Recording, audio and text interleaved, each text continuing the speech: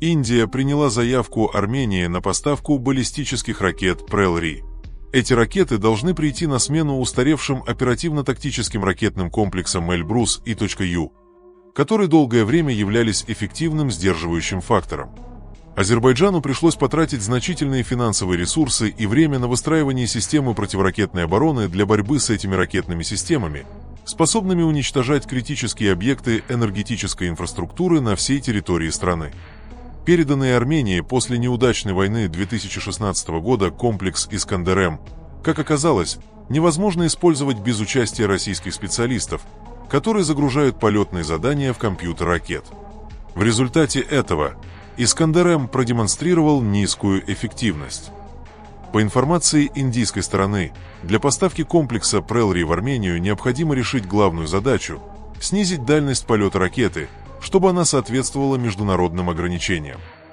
На фоне проходящей выставки военной техники в Баку и участия в ней пакистанцев, в индийской T-Print вышла очень интересная статья. Тем более, что автор не журналист, а эксперт в оборонных исследованиях. Особо я подчеркнул бы несколько моментов. Первое. Индия собирается не просто работать с Арменией. Индия собирается использовать вакуум власти на Южном Кавказе. Второе. С 2020 года Нью-Дели начал понемногу внедряться в военную экосистему Армении. Третье. Индия удивила многих, став крупнейшим поставщиком военной техники в Армению.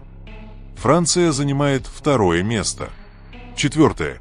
Вскоре мы станем свидетелями совместного экспорта в Армению совместно спроектированного, разработанного и произведенного оборудования, как намечено в очень амбициозной дорожной карте оборонной промышленности между Нью-Дели и Парижем.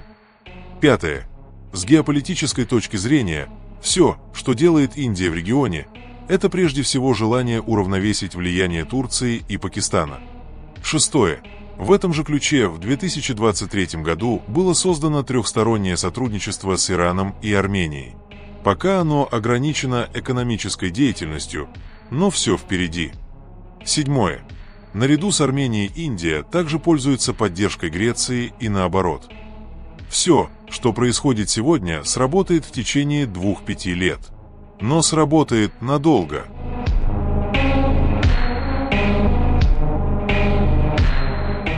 На Абшероне опять подняли истерию.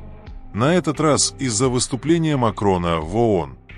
Заявление Макрона о том, что Франция стоит плечом к плечу рядом с Арменией на фоне давления и территориальных претензий со стороны Азербайджана, в целом являются еще одним примером предвзятого проармянского подхода Франции к мирному процессу. Неприемлемо, чтобы Франция, поставляющая крупномасштабное вооружение Армении, обвиняла азербайджанскую сторону в давлении. Об этом заявляют из Баку. А что не так? Когда Турция заявляет «один народ, два государства», мы должны аплодировать. А вы от нее не вооружение получаете, а, наверное, конфеты. Пакистану тоже привет передайте. Армения уже не одинока, и Россия нас больше не предаст и вас не спасет. Привыкайте к новой реальности, иначе выступление Макрона покажется вам цветочками. Армения будет вооружаться и укрепляться, и вы этому не помешаете.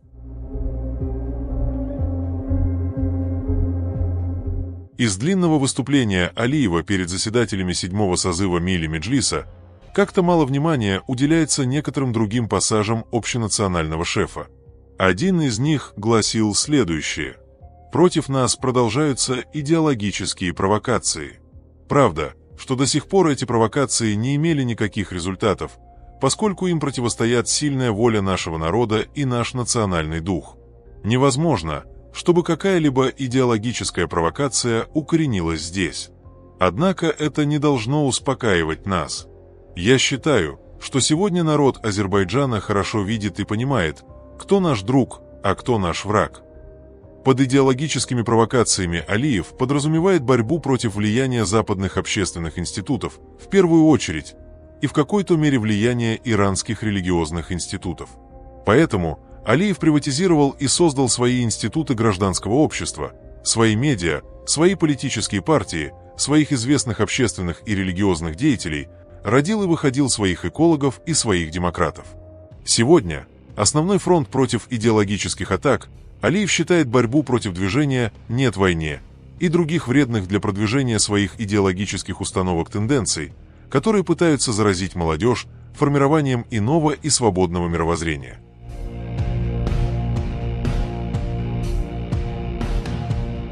Одно из самых известных печатных изданий мира, The Times, опубликовало статью с заголовком «День быстрых машин и геноцидных маньяков в Азербайджане». Если вы окажетесь среди тех, кто сегодня смотрит «Праздник топлива», известный как Гран-при Формулы-1, проходящий в Баку, задумайтесь об этом. Всего в полумиле от гонщиков, мчащихся по улицам столицы Азербайджана, находится штаб-квартира службы государственной безопасности. А в ее камерах томятся, наряду с множеством других политических заключенных, несколько бывших министров армянского правительства Нагорного Карабаха, которые теперь незаконно удерживаются в качестве заложников после захвата их Азербайджаном в прошлом году, когда тот вторгся на спорную территорию. Грек Мафей, глава Liberty Media, компании, владеющей бизнесом Формулы-1, раскритиковал проведение одной из гонок там, однако отметил, что такие мероприятия проходят в местах вроде Баку, потому что те заплатили огромные суммы за эту привилегию. Краткое описание того, что стало известно как «спортивная отмывка». Но Ильхам Алиев, который в 2003 году занял пост президента Азербайджана после своего отца и назначил свою жену вице-президентом, является последним примером того, как автократические нефтяные государства прикрываются благочестием борьбы с изменением климата. В ноябре Баку примет КОП-29, ежегодную конференцию ООН по изменению климата.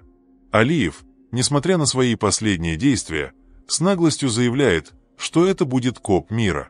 Трудно поверить, что этот слоган мог быть придуман британской пиар-компанией Teneo, которая ведет проект КОП-29 для Азербайджана.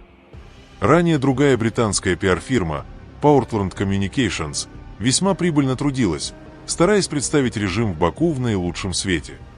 Основная часть ВВП Азербайджана и примерно 90% экспортных доходов страны поступают от добычи нефти и газа.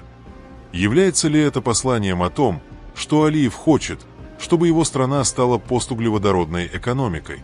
Напротив, на прошлогодней ассамблее КОП он заявил, как глава страны, богатой полезными ископаемыми, конечно, мы будем защищать право таких стран продолжать инвестиции и добычу. Он также назвал нефтегазовые запасы Азербайджана даром богов. Еще один подарок – это возможность для бизнеса, позволяющая Баку заполнить пробел, оставленный уходом большей части Европы от российского газа после нападения Москвы на Украину. Когда Европейский парламент одобрил санкции против Алиева и других азербайджанских чиновников за их наступление на армян, Европейская комиссия отказалась их вводить, а ее президент Урсула фон дер Ляйен прилетела в Баку, приветствуя страну как важнейшего энергетического партнера ЕС в его стремлении уменьшить зависимость от российской нефти и газа. В статье Нагорный Карабах называют спорной территорией, намекая на то, что конфликт не решен. При этом поднимается вопрос коррупции на высшем уровне. В частности, критикуется роль Урсулы фон дер Ляйен, которая, несмотря на санкции Европарламента против Азербайджана, назвала эту страну важным энергетическим партнером ЕС. Также отмечается, что без помощи пиар-агентств, таких как британская Teneo, имидж Азербайджана в мире был бы значительно хуже. Особенно это заметно в контексте предстоящей конференции по климату КОП-29, которую Азербайджан пытается использовать для улучшения своей репутации. Пишите ваше мнение в комментариях и подписывайтесь на наш канал, чтобы не пропустили самые важные новости мира и нашего региона.